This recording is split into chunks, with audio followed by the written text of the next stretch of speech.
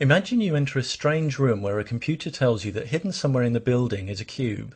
Then it asks you, what does the cube contain? Most of us would recognize this to be a futile question. The cube could be large or small. It could be a solid block or a vacuum chamber of nothing but sparse particles of gas. Or it might contain any one of billions of permutations of familiar or novel objects. You could never give a precise, justifiable answer. But if you were asked what does the cube not contain, you could give many answers. For example, the cube couldn't possibly contain the Amazon River, the planet Mars, or absurd objects such as a bed made of sleep. In fact, there'd be more perfectly valid answers to this second question than you could list in 1,000,000 lifetimes. This illustrates an interesting asymmetry concerning the contents of this cube. Despite there being countless possibilities and impossibilities, without evidence from the cube itself, we can only ever make valid justifiable statements about what is not inside the cube, not what is. It's true that someone claiming, for example, that the cube contained nothing but a wooden spoon might be right, but since without evidence they could provide no valid justification for such a claim, there'd be literally no reason for anyone to accept it. What if we were talking about a realm of existence independent of our universe, that like the concealed cube was physically inaccessible to us? Would things be different? Would we be able to deduce precisely what occupied such a realm, such as a divine being? No, there's the same asymmetry as before. Countless kinds of being might exist independently of our universe. Countless logically impossible beings cannot. But while we can list many kinds of being that can't exist there because they violate logic, we can't list those, if any, that do. Any attempt to argue that a specific divine being exists in an inaccessible realm of reality is an attempt to argue for either the impossible or the unknowable. Logic alone can refute impossible beings, but it can't show that possible beings actually exist without evidence. If you can't at some point provide measurable, verifiable evidence for the specific being you claim exists, all the argument in the world won't establish your claim as fact. This is one reason why as soon as anyone claims they have a logical argument that requires the existence of one personal creator of our universe, we know it'll be fallacious because they failed at a basic level to understand what's required to establish such an existence claim. It's just a question of identifying where the errors are. For example, the theologian William Lane Craig has asserted that our universe had an original cause, which because it created our time and space, had to transcend time and space. Transcending our time and space doesn't necessarily mean something transcends all time and space. However, his conclusion that this non-temporal, non-spatial cause would have to be a changeless disembodied mind is more seriously flawed.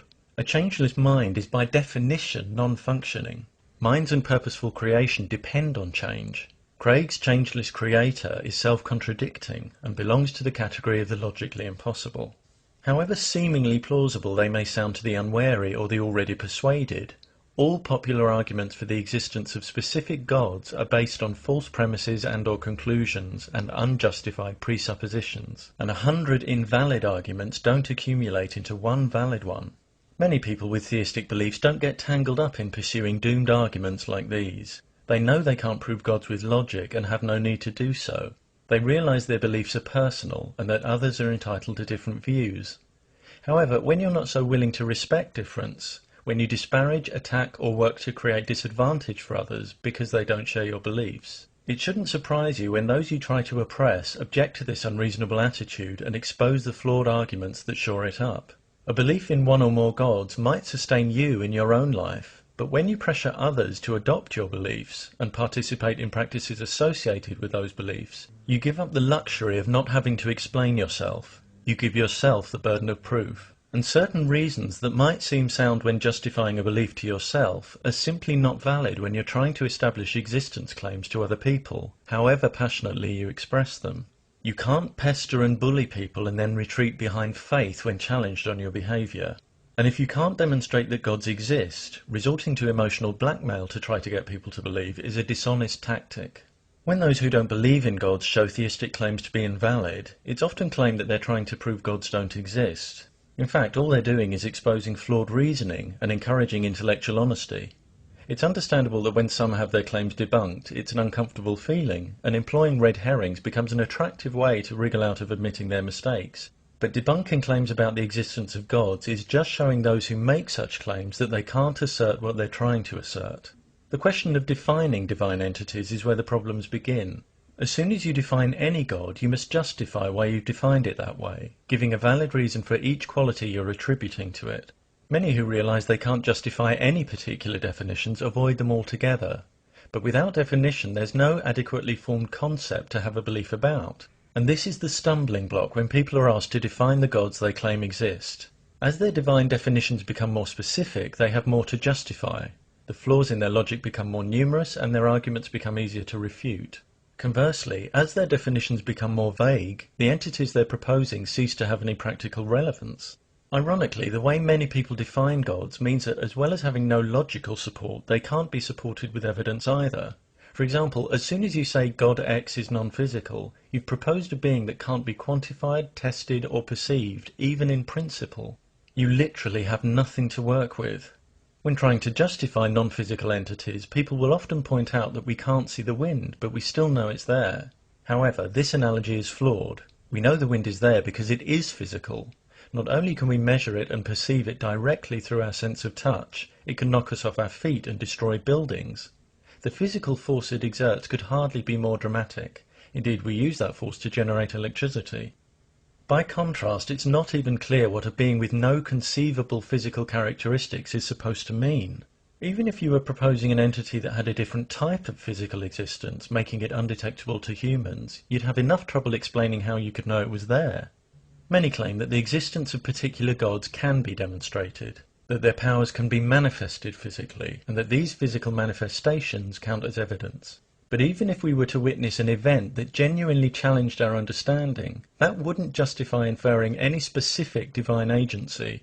At most, it could indicate power, intelligence and/or technology that was unknown, both in its number and its nature. Imagine a group of people unfamiliar with electronic technology being duped into watching a carefully staged CGI animation of a man turning into a lion. If they thought they'd just seen evidence of divine magic, we'd know that conclusion was false and due entirely to an illusion of technology beyond their experience. Likewise, if you were to see something genuinely jaw-dropping like stars spelling out words in the sky, you'd have no basis for drawing any reliable conclusions about the specific causes of what you were witnessing. You could be having your brain expertly controlled by aliens. You could be having a psychotic break from reality. We already know that brains can conjure up richly detailed worlds when we dream, and that their dysfunction can cause us to hallucinate. If some kind of intelligence was responsible, anything with the ability to manipulate physical matter or our perceptions to that extent could easily disguise itself, so we could never be sure of its identity.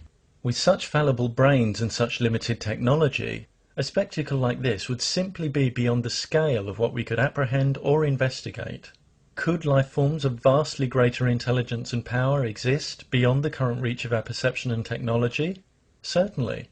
But even if we were ever to find evidence of greater intelligence, that would still not constitute evidence of specific gods. Even if some kind of intelligence initiated the existence of our universe, there's nothing to say what the nature of that intelligence was. Whether it was a single rather than a collective intelligence, whether or not part of that intelligence remains interested in the universe, let alone the affairs of humans, whether or not that intelligence is aware of our tiny planet, let alone capable of communicating with its inhabitants, or even whether or not that intelligence still exists. When you impartially review a factual claim that, for example, one divine universe creator currently monitors and judges every human life, the layers of unjustified assumption needed to make such a claim become starkly apparent. One would be no less justified in proposing a race of aliens that created our universe with an advanced machine and annihilated themselves in the process. As soon as you propose any specific being, the nature of whose existence can't be reliably examined and quantified, even in principle, you're talking about a non-scientific concept that's insupportable by either logic or evidence. Without logic or evidence at your disposal, you have no grounds for demanding that anyone agrees with you. You certainly have no grounds for bullying and ostracizing them when they don't. But if that's the way you deal with independent thought, your fallacious arguments will continue to be exposed until you grow out of your need for everyone to subscribe to your faith-based ideas. When you start being honest with yourself about what you know and what you don't know, you're likely to realize that you're in no position to be shouting the odds. And when you understand that it's behavior that has the practical impact on our lives, you may realize that it's not whether we believe in gods, but how we treat each other that says the most about our character. If you attack, condemn, or use emotional blackmail on people because they don't share your belief in one or more gods, you're invited to consider what that says about you and how it squares with the values you claim to embrace.